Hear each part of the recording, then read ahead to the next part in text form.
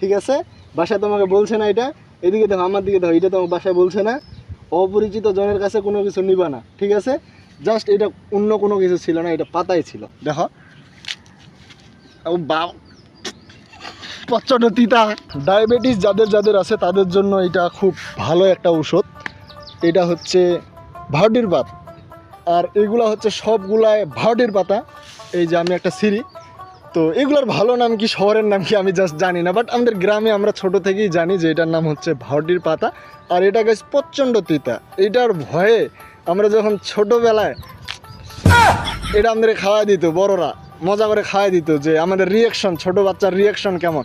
এটা তো প্রচণ্ড তিতা, আমরা তখন কান্না করে দিতাম খায় দেয়।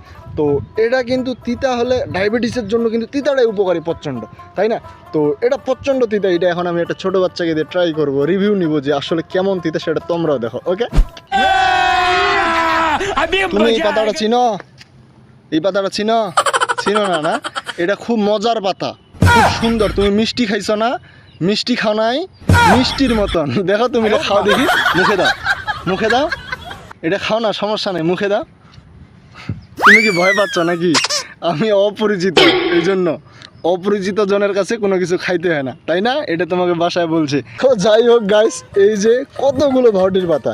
তো যারা ডায়াবেটিস রোগী আছে, আদারওয়াইজ আমাদের গ্রামে যেই সব ডায়াবেটিস রোগীগুলো আছে, তারা এইসব বাটে যে রসটা হয়, অর্থাৎ এগুলাকে চিপে চাপে যেই রসটা হয়, এই রসটা এরা প্রতিদিন সকালে খায়। প্রচণ্ড উপকারী, এটা সবাই বলে, যারা গুরুজন আছেন, বায়োজ্যেষ্ঠ আছেন। এটা আমি ছোটো থেকেই দেখতেছি।